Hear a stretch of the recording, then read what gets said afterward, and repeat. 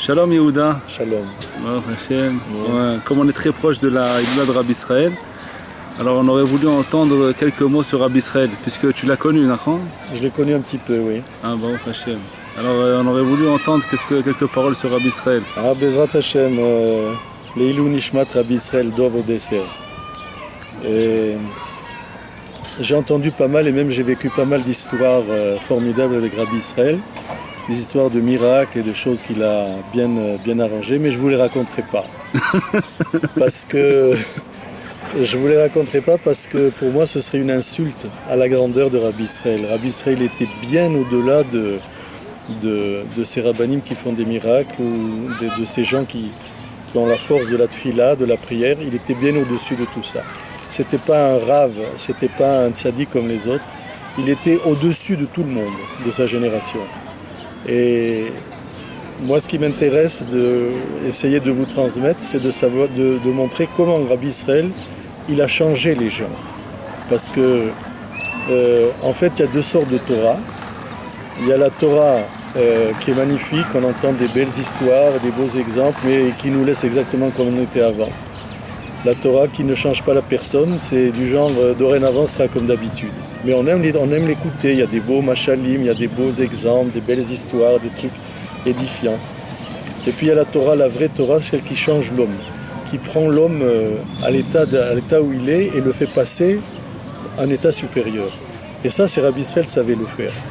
De la même façon, il y a deux sortes de rabbanim. Il y a les rabbanim qui vous apprennent une Torah qui va vous laisser exactement comme avant. Simplement, on va vous coller une kippa, un chapeau, vous allez manger glatte, vous allez rester exactement la même personne que vous étiez avant. Et puis, il y a les rabbanim qui vous changent en profondeur. Et ça, c'était Rabbi Israël. À travers les conseils de Rabbeinu. Pardon ? C'est toujours à travers les conseils de Rabbeinu. À travers les conseils de Rabbeinu, mais qu'on ne voyait pas. Ce qu'il y avait d'extraordinaire, et je n'ai pas la réponse à cette question, c'est comment il a fait pour faire ça. Parce que pourquoi ? Il ne nous a jamais enseigné, jamais il s'est assis avec nous pour nous donner une leçon sur le Likutei Moharan. Jamais il nous a dit, il nous a cité des passages de Likutei Moharan ou des Sifrei Rabbeinu. Jamais, jamais. Et deuxièmement, il ne nous a jamais fait la morale. Alors comment il a réussi à nous transformer ? Tous ceux qui l'ont connu peuvent attester qu'ils sont d'autres personnes par rapport à ce qu'ils étaient avant de l'avoir connu. Ça, c'est un truc extraordinaire. Comment il a fait ça ? C'est comme une université de la rue, une université sans cours, sans professeur, sans examen, sans rien du tout, qui change la personne. C'est un truc absolument incroyable et j'ai pas la réponse à ça. J'ai plusieurs réponses, mais je ne vous les dirai pas parce qu'elles sont personnelles, je ne sais pas si c'est vrai. Comment il a pu réussir ce changement sans faire de cours, sans faire la morale aux gens ? Comment il a pu faire ça ? Je ne sais pas. Et Rabbi Israël, il était en quelque sorte un passeur de frontières. C'est-à-dire cette personne qui vous prend et vous fait passer la frontière de manière clandestine, en bravant tous les dangers, en montant les cols les plus hauts et vous fait passer sur le versant d'à côté. Il prenait les gens à l'état de chrysalide, à l'état de larve, parce que toute personne est la chrysalide de lui-même. C'est la larve de lui-même, le golem de lui-même, par rapport à l'état à lequel il va arriver après. Quand on regarde le chemin qu'on a parcouru des années auparavant, on voit qu'on était vraiment des animaux par rapport à ce qu'on est maintenant. Ça ne veut pas dire que maintenant on est des tzadikim, loin de là, mais par rapport au chemin qu'on a fait, on voit qu'on a fait beaucoup de chemin. Rabbi Israël, c'était ça, c'était un passeur de frontières et vous faisait passer la frontière de vous-même. Ça suffisait d'arriver à côté de lui, simplement de le voir. On ressentait une irat shamaim, on ressentait on ressentait qu'on avait une émouna supérieure à ce qu'elle était avant. Mais rien, il faisait rien. Il était à côté, il vous regardait. On pouvait parler de la pluie et du beau temps. Et ça changeait tout en nous, mais on ne le voyait pas tout de suite. Puis, en dehors du fait qu'il nous apprenait donc, il augmentait chez nous la Yirat Shamaim, la crainte d'Hachem, la émouna, il y a un truc aussi, ça c'est un des plus beaux cadeaux qu'il nous a fait. Il nous a appris à penser plus juste. C'est-à-dire à ne pas tomber dans les faux semblants, dans les mensonges. dans lesquels la plupart des gens sont, même ceux qui étudient la Torah, même ceux qui ont des maîtres dans la Torah, ils ont des schémas de pensée qui sont faux, très très souvent. Et Rabbi Israël, lui, il nous a montré comment penser juste, quel était le date amiti de Rabbeinu sur plusieurs sujets. C'est quoi le date? C'est quoi le date? On va dire l'esprit de connaissance, l'esprit de pouvoir tirer une leçon de choses qu'on n'a pas apprises, la faculté de pouvoir joindre deux choses. Date, ça veut dire aussi, surtout, ça veut dire discriminer, c'est-à-dire faire la différence entre deux choses. Si par exemple je mets deux points très très rapprochés sur un tableau noir, par exemple, à la craie, et que je les regarde de loin, je verrai que c'est un seul point. Mais si je m'approche, je verrai que c'est deux points bien séparés.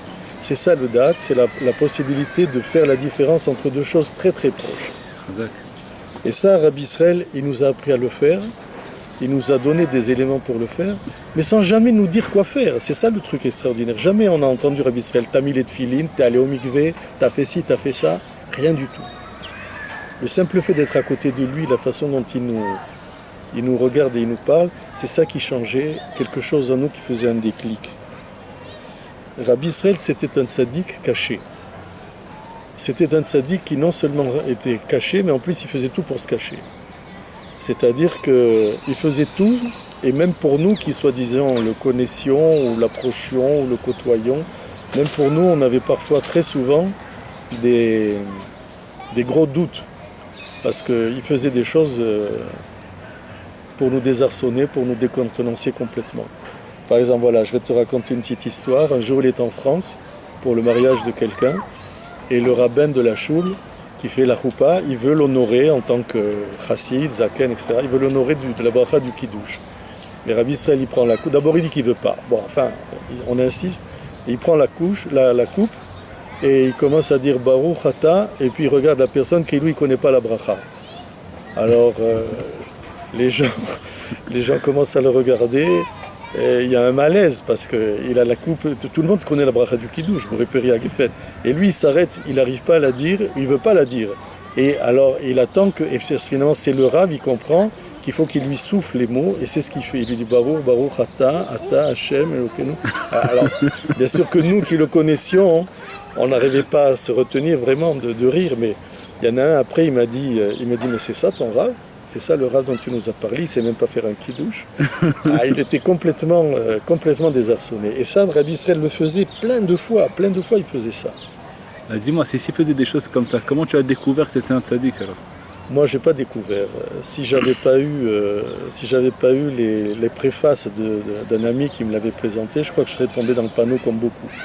Il y en a beaucoup qui sont venus le voir, ils sont repartis en pensant que c'était un vieux, une personne âgée, ouais, c'est un chassid sympathique, quoi. Mais au fur et à mesure de le connaître, tu as bien découvert que c'était un tzaddik, à un moment donné. Ouais. Et comment ça s'est passé? Ça s'est passé assez vite parce que la première fois que je l'ai vu, je suis venu le voir spécialement, c'était Chol HaMoed, du Pessah, il était à Tiberia chez une de ses filles. Et j'avais une question très particulière à lui poser, un dilemme de la vie. Et je ne savais pas du tout parler l'hébreu, mais rien, hein. Et on a réussi à se comprendre, lui et moi, c'était extraordinaire. Un ami m'avait donné la question que j'avais voulu lui poser, il me l'avait donné enregistrée sur un magnétophone d'avant, avec les bandes là. Et alors, j'avais dit à Rabbi Israël, est-ce que vous pouvez écouter ça? Je ne sais même pas comment je lui ai dit. Et il a écouté, il a compris quelle était la question, il ne m'a pas répondu tout de suite. On est resté comme ça un jour ou deux ensemble. Et c'est peu par peu qu'il m'a donné sa réponse. Et j'ai vu que c'était une personne qui n'était pas du tout commune et qui avait un pouvoir d'abord de compréhension et d'explication. Et surtout que quand je lui avais posé cette question, une fois qu'il m'a donné la réponse, je me suis senti super soulagé. Ça veut dire que c'était quelque chose d'extraordinaire. J'ai senti que la réponse qu'il m'avait donnée, c'était exactement ce qu'il fallait que je fasse. Donc, pour se cacher, il se cachait, mais il a changé le destin de dizaines et de dizaines de personnes. Beaucoup de personnes sont montées en Eretz Israël, par exemple moi, essentiellement parce qu'il avait insisté sur ça, qu'il fallait monter en Eretz, que c'était un pays extraordinaire, il parlait des fruits d'Eretz Israël, il parlait de l'ère d'Eretz Israël, Eretz Israël, Eretz Israël. Mais sans te le dire de venir. Jamais, jamais. Un jour, je lui ai dit, mais qu'est-ce que ça veut dire les fruits d'Eretz Israël? Il y a des fruits partout, les fruits d'Eretz Israël. Qu'est-ce que ça veut dire? Il y a quelque chose de caché là-dedans. Alors il m'a regardé, il m'a dit, oui, il m'a dit, il y a des choses cachées, mais même les fruits d'Eretz Israël, ils ont un goût spécial. Non seulement il changeait le destin des gens, mais Rabbi Israël, il a changé le destin de l'histoire du monde. Et je vais dire pourquoi, je ne vais pas expliquer pourquoi, parce que c'est trop difficile, vous n'allez pas pouvoir l'accepter. Mais d'abord, si la chute de l'URSS, c'est lui qui l'a causée. La chute de l'empire de l'URSS, c'est lui qui l'a causée. Et ça s'est passé dans des circonstances très particulières. Lui, ce qu'il voulait, Rabbi Israël, c'était que le tombeau de Rabbi Nachman soit ouvert à tout le monde. Et les Russes empêchaient. Ils nous empêchaient d'y aller. Il fallait demander des visas pour les Israéliens. Il fallait soudoyer là-bas les chauffeurs de bus, les gens du KGB. Ça coûtait de l'argent, on était poursuivis, c'était très difficile. Et lui, il a réussi à ouvrir les frontières. Il le répétait après, d'une manière voilée. Il disait... La Russie est tombée sans une seule balle qui a été tirée. En général, les révolutions, il y a toujours des morts, des coups de fusil, etc. Là, il n'y avait rien. Jusqu'à présent, c'est très difficile d'expliquer pourquoi l'URSS est tombée. Pourquoi c'est tombé? C'était très bien. Et Rabbi Israël, il répétait sans arrêt, Blishum Kadour, sans aucun tir de balle, l'URSS est tombée. Et moi, à mon avis, c'est parce qu'il a voulu ouvrir le tombeau de Rabbi Nachman. Et je sais exactement comment ça s'est passé, mais je crois que l'histoire était écrite, on ne peut pas la dire au micro. C'est quelque chose de trop... C'est du ribouillour, c'est un truc. Rabbi Israël a été mêlé aussi à la chute de Begin. C'est pas qu'il a cherché la chute de Menachem Begin, le premier ministre d'Eretz Israël, mais il avait fait quelque chose... il avait été le voir à Begin, et il lui avait demandé d'imprimer des livres et de les donner à chaque soldat du Liban pour les protéger. Et tous les jours, Rabbi Israël, il pleurait, parce que quand on lui disait qu'il y avait des soldats du Liban qui étaient tombés. Et il a dit, il faut qu'ils aient dans leur paquetage, il faut qu'ils aient Sipurei Massiot et un autre livre, je ne me rappelle plus duquel. Et Begin s'était engagé à les imprimer et à les donner aux soldats. Puis finalement, il n'a pas fait. Ça a traîné, etc., il n'a pas fait. Et Rabbi Israël lui avait écrit une lettre, etc., et à la suite de ça, lui aussi c'est pareil, ça a été très difficile tout d'un coup de savoir pourquoi Begin a abandonné le pouvoir. C'était très mal expliqué jusqu'à présent. Il a démissionné, c'est chose très rare. Et je pense qu'il n'a pas cherché à nuire à Begin, Chas v'Shalom, mais le fait qu'il a fait une promesse, Begin qui n'a pas tenu, c'est ça qui a été un facteur important dans le fait qu'il a dû abandonner le pouvoir. À mon avis, c'est moi ce que je pense. Un jour, comment il s'appelle, Aaron Patz, qui était le premier qu'il avait à la Vachalom, qui était le premier qu'il avait rencontré, que c'est Rabbi Israël, il y avait dit Aaron Patz dans la maison de vieux où il était Rabbi Israël. Il se baladait là-bas, je ne sais pas pourquoi il était là-bas Aaron Patz. Et Rabbi Israël, il lui a dit, est-ce que tu veux une part dans la Géoula? Comme ça, de but en blanc. Est-ce que tu veux une part dans la Géoula? Il a dit, bien sûr. Il a dit, emmène-moi au mikvé. Alors il l'a emmené au mikvé, et après Rabbi Israël s'est trempé au mikvé. Il y a parlé du pétek, etc. Et alors là, Aaron Patz, il a dit, comment? Mais tu as un pétek et tu n'en parles pas, mais il faut le montrer partout, il faut le publier partout, etc., etc. Donc il était très proche, Aaron Patz, de Rabbi Israël, et Rabbi Israël lui dévoilait souvent des choses qu'il dévoilait à personne. Parce que t'as beau te cacher, t'as beau rester secret, il y a un moment donné où c'est obligé que ça sorte. Et une fois, Aaron, il m'a dit, je suis rentré chez Rabbi Israël, il y a dit, tu as vu qui est sorti de là? Tu as vu qui était là? Et c'était la nuit. Et Aaron Patz, il dit, non, j'ai vu personne. Il lui a dit, mais il y avait pas Assar chez l'Ishmaël, ça veut dire le prince céleste d'Ishmaël était là. Et il est venu voir Rabbi Israël et lui demander quoi faire. Le prince céleste de Ishmaël est venu voir Rabbi Israël dans sa petite chambre modeste, sur son petit lit. Il est venu, et Rabbi Israël lui a dit qu'est-ce qu'il fallait faire, apparemment d'après ce qu'il a raconté à Aaron, dans l'histoire des guerres entre Ishmaël et Israël, dans l'histoire des guerres qu'il y avait contre la Médinat Israël. Donc Rabbi Israël, c'est pas un petit sadique de banlieue, c'est pas un petit sadique de Coupatrolim secondaire, c'est quelqu'un de très très grand. C'est pas parce qu'il se cache que ça enlève quoi que ce soit à son niveau. Il avait un niveau spirituel extrêmement élevé. La preuve qu'il a dit, il a déclaré après devant plusieurs personnes qu'il n'a même plus besoin de dire le Tikkun HaKlali, il est propre entièrement. Il n'a plus besoin de dire le Tikkun HaKlali, il n'a plus du tout, il a dit Anita Avatisha, j'ai plus du tout le penchant vers les femmes que les hommes ont tous. Il a plus ça, il est arrivé à un degré extra de pureté, il a purifié son corps, il a purifié sa neshama. Il a dit des choses extraordinaires sur son niveau, des fois quand il était en dvekout avec Akadosh Baruch Hu, mais je ne peux pas les répéter parce que c'est trop difficile à entendre. Il faut beaucoup de préfaces pour pouvoir les admettre. C'est pas que c'est des choses, c'est quelque chose que on ne peut comprendre que si on a beaucoup de préfaces auparavant. C'est pas une histoire il faut une préparation pour comprendre ce que c'est. Tu peux rester à côté de Rabbi Israël pendant des heures, des jours, des Shabbatot, tu vois rien du tout, mais rien. Tu vois un homme comme les autres, il est assis, il fait Netilat Yadayim, des fois il est enrhumé comme tout le monde, tu vois absolument rien. Et lui, il travaille sans arrêt, sans arrêt. Si tu t'approches bien, tu regardes bien, même quand il est loin, ses lèvres elles bougent sans arrêt. Il est constamment tefila. Il est dans la voiture, tu voyages avec lui, tu lui parles pas pendant 10 minutes, tu vois ses lèvres qui bougent. Tu lui poses une question, il s'arrête, il te répond. Mais il est sans arrêt en écoute avec Hachem, il est sans arrêt en train de prier pour le clan d'Israël. Il a prié pour des gens qu'il connaissait à peine.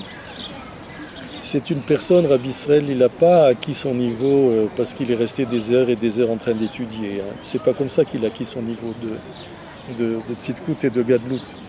Il a acquis son niveau par les souffrances et par la tfila. C'est sûr qu'il a étudié, il était très très érudit, et j'espère qu'on va y revenir tout à l'heure. Il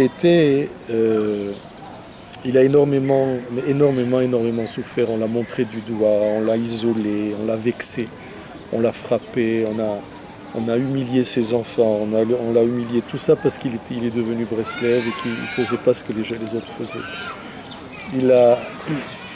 Un jour, quelqu'un lui a dit, mais d'accord, tu as souffert, il y en a d'autres qui ont souffert, il n'y a pas que toi qui as souffert, d'autres aussi ont souffert.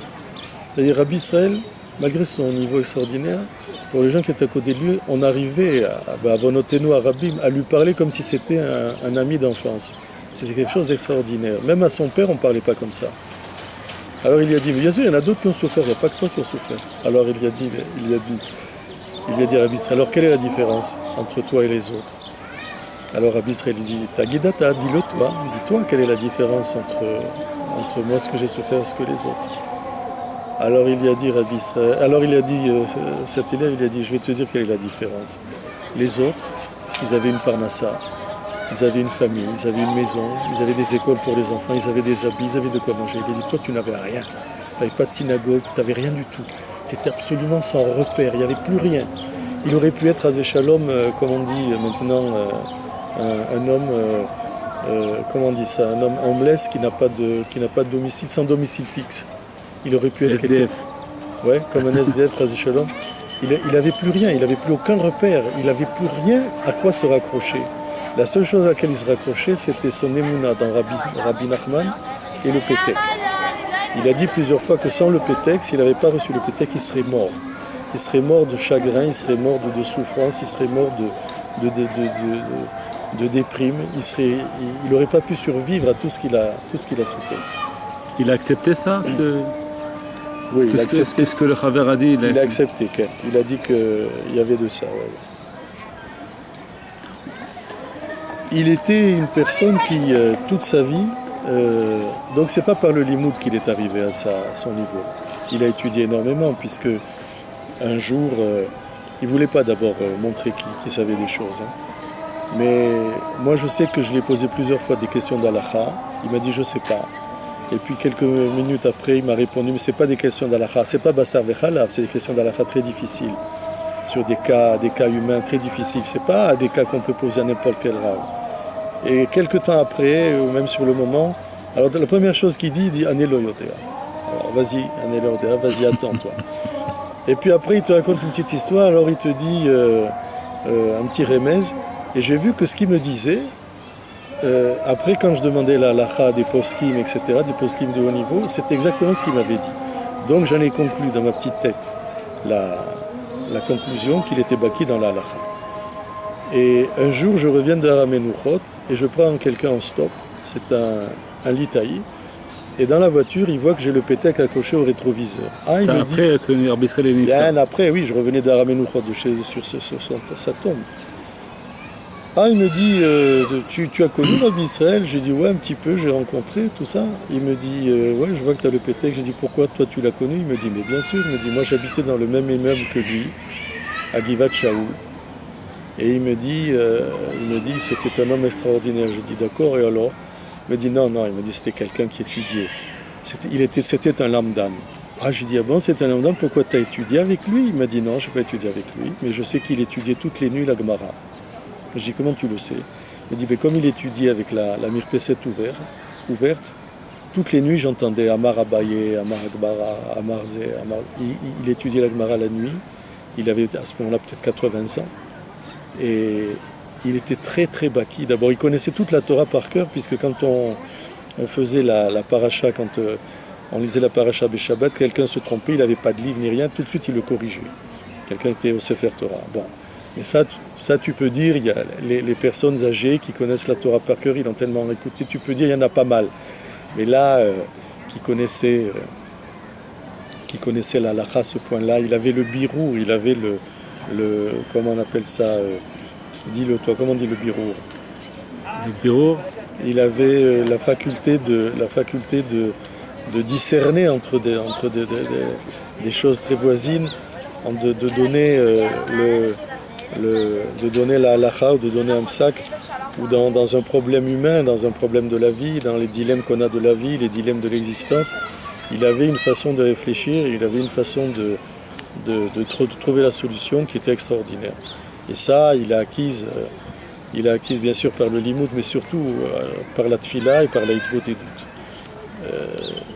Tous ceux qui ont pu dormir avec lui dans la même chambre voyaient qu'avant de s'endormir, il ne s'endormait pas comme ça. Il s'asseyait sur le lit, il s'adossait au mur quand il pouvait le faire, et il parlait avec Hachem avant de dormir. Il avait fait Arvit et tout, donc c'était pas Arvit qui disait. Il parlait avec Hachem, il faisait hitbot doute avant de dormir. Et ça pouvait durer longtemps, très longtemps. Et puis arrivé Chatzot, on ne sait pas comment, poum, il se levait, mais alors... Même quand on était âgé. Oui, très âgé. Mais il se levait comme un ressort. C'est pas comme nous, on bouge, on a de la peine à se lever des couvertures chaudes, etc. Lui, c'était tac. Tu le retrouvais assis, c'était assis, il fallait lui donner le kéli de Netilat Yadayim. Et alors, ça, voilà, c'était Chatzot. Tu sais pas ce qu'il disait, tu sais pas ce qu'il faisait. Jamais il montrait ce qu'il priait, jamais. Très très rare, moi je l'ai jamais entendu.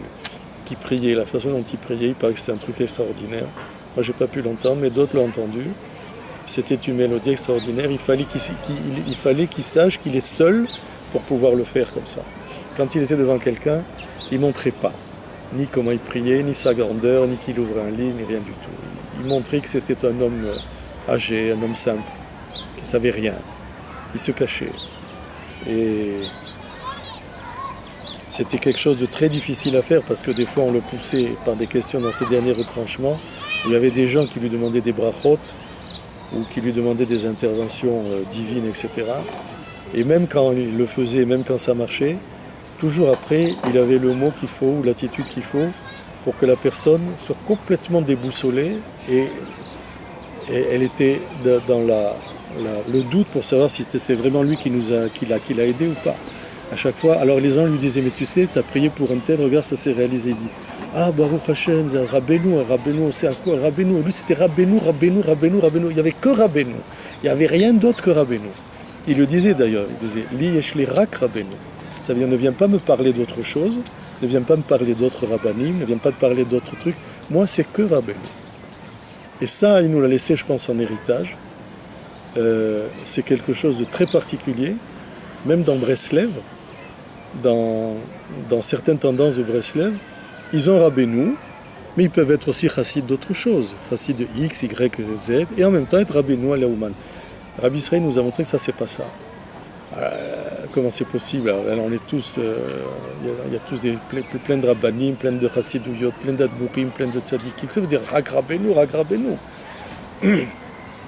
Ça, il nous l'a laissé en héritage que il y a une hiérarchie dans les tzadikim. Les tzadikim ne sont pas tous au même niveau. Et il y en a un qui est au-dessus des autres. Celui qui est au-dessus des autres, c'est Moshe Rabbeinu. Même à l'époque de Moshe Rabbeinu, il y avait Aaron, il y avait Yoshua bin Nun, il y avait Caleb ben Yefune, il y avait plein de tzadikim d'olim, des monuments, des gens qui pouvaient faire n'importe quoi avec leur tfila. En faisant la tfila, ils obtenaient tout ce qu'ils voulaient d'Hachem. Mais malgré ça, ils étaient tous, entre guillemets, aux ordres de Moshe Rabbeinu. Ça veut dire Moshe Rabbeinu, c'était l'instance supérieure. Il ne pensait jamais être au même niveau que Moshe Rabbeinu. Aaron, par exemple, ou Yoshua bin Nun, ou Caleb ben Yefune, tous les tzadikim qu'il y avait à son époque, personne ne se mettait à la place de Moshe Rabbeinu. Le seul qui a essayé de le faire, c'est Korach, il a fini dans le Sheol Tartiyot. Mais les autres, ils savaient très bien que